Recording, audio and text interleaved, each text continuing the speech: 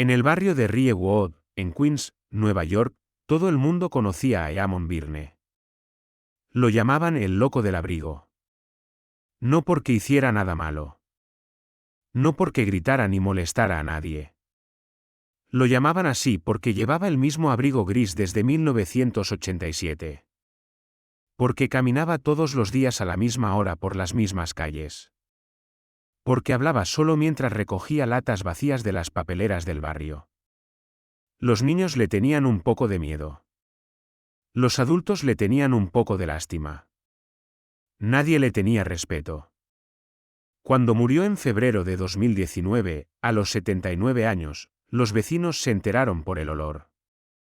Lo que encontraron en su apartamento hizo que todo Riewood se callara durante semanas. Eamon Patrick Byrne nació en 1940 en Dunmore East, un pueblo de pescadores en el sur de Irlanda. Su padre era pescador.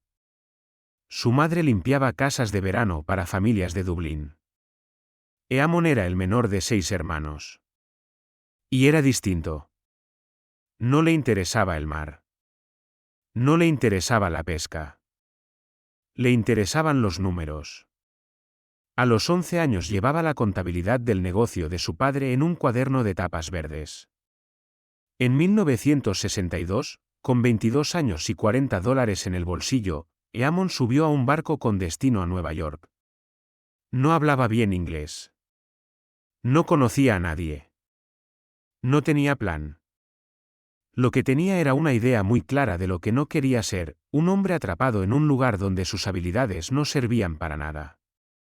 Encontró trabajo en una tintorería del Lower East Side. Después en un almacén. Después en una oficina de importaciones.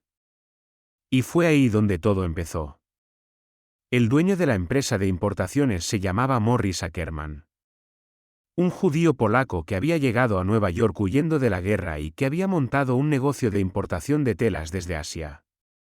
Morris vio algo en Eamon que los demás no veían, una capacidad casi obsesiva para detectar patrones en los números. Le enseñó el negocio. Le dio responsabilidad. Y en 1971, cuando Morris se retiró, le vendió la empresa a Eamon por una fracción de su valor. «Págame cuando puedas», le dijo. Eamon le pagó en 3 años.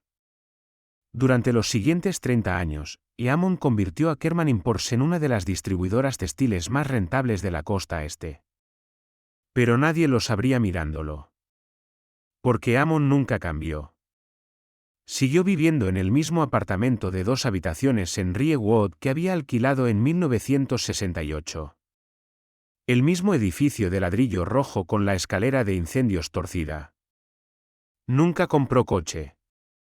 Nunca se mudó. Nunca se casó. Sus vecinos veían a un hombre raro que salía temprano, volvía tarde y no hablaba con nadie. Lo que no veían era que ese hombre facturaba $11 millones al año. La empresa estaba a nombre de una sociedad. La oficina estaba en un polígono industrial de New Jersey. Ningún vecino de Riewood había oído jamás el nombre Ackerman Imports. Eamon no ocultaba su riqueza por vergüenza. La ocultaba porque había decidido que el dinero que no usas para vivir debe llegar a donde más falta hace. Y no quería que nadie le diera las gracias. Lo de las latas empezó en 1987. Un día, volviendo del trabajo, vio a un niño recogiendo latas para venderlas por unos centavos. Al día siguiente, Eamon empezó a hacer lo mismo. No necesitaba el dinero. Pero le gustaba la rutina. Le gustaba caminar. Y le gustaba que la gente pensara que era pobre. Si te creen pobre, te dejan en paz, le dijo una vez a la única persona que conocía su secreto.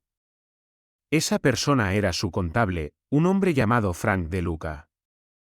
Frank llevaba las cuentas de Eamon desde 1983. Y cada año, en diciembre, Eamon le daba una lista.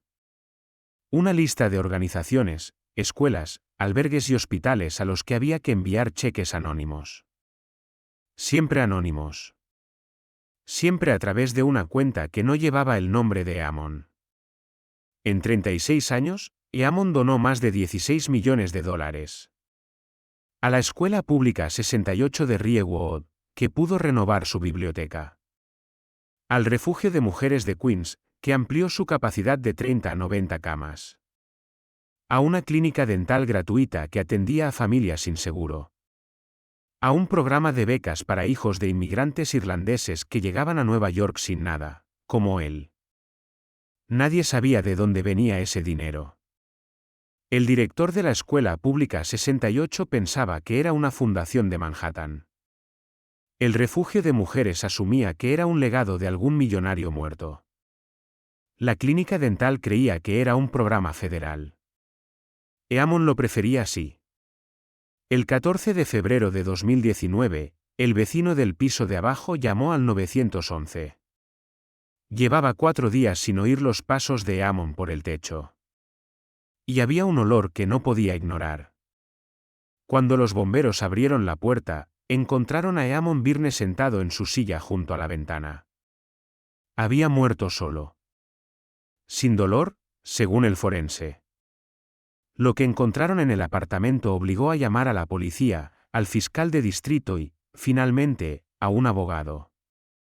En el armario del dormitorio de Eamon había 14 cajas de cartón.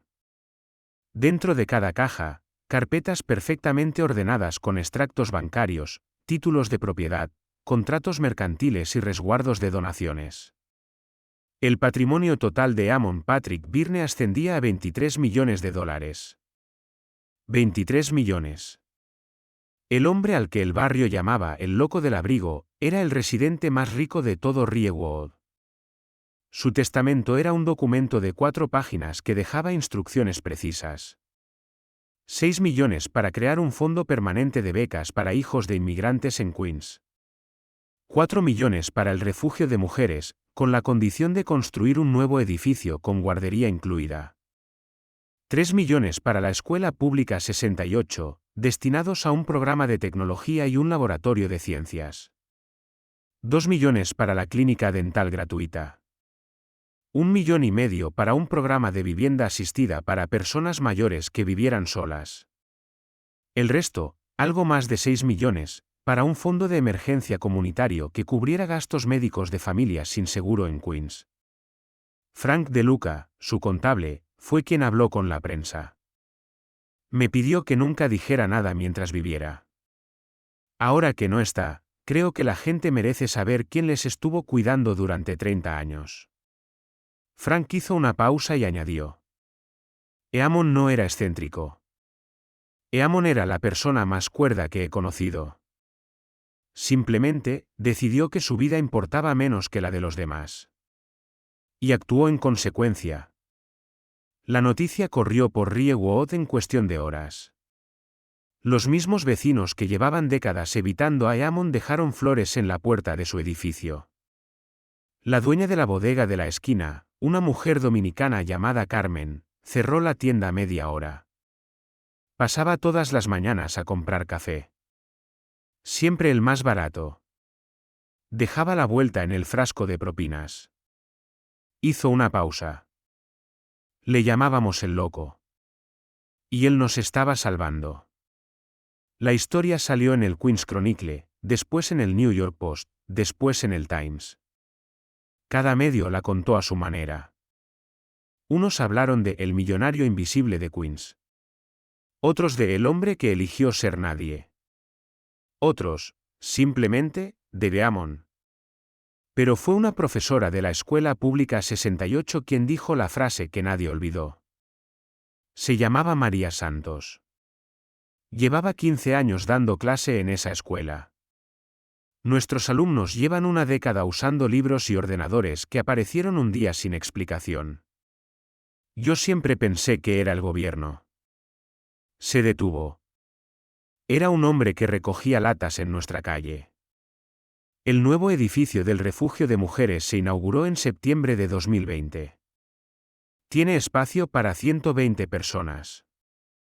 Guardería. Cocina comunitaria. Oficinas de asistencia legal. En la entrada hay una placa pequeña. Dice, Eamon P. Birne. vecino de Riewood. Nada más. Porque Eamon no habría querido nada más. El apartamento de Eamon sigue vacío. El abrigo gris cuelga detrás de la puerta. La silla junto a la ventana mira a la misma calle por la que caminó durante 50 años. Los niños del barrio ya no le llaman el loco del abrigo. Sus padres les contaron la historia. Ahora, cuando pasan por delante del edificio, algunos se paran un momento. No saben muy bien por qué. Pero se paran. Eamon Birne no vivía como vivía porque estuviera loco. Vivía así porque había entendido algo que la mayoría no entiende hasta que es demasiado tarde. Que lo que acumulas no define quién eres. Lo que das en silencio, sí. Hay una pregunta que nadie le hizo a Eamon en vida. Pero que su testamento responde con la claridad de un hombre que llevaba 40 años pensando en ella. ¿Para quién estás guardando lo que no necesitas? Si esta historia te hizo pensar en alguien que se merece ser visto de otra forma, compártela. La semana que viene, la historia de una profesora que financió 87 becas universitarias sin que ninguno de sus alumnos supiera quién pagaba. Nos vemos ahí.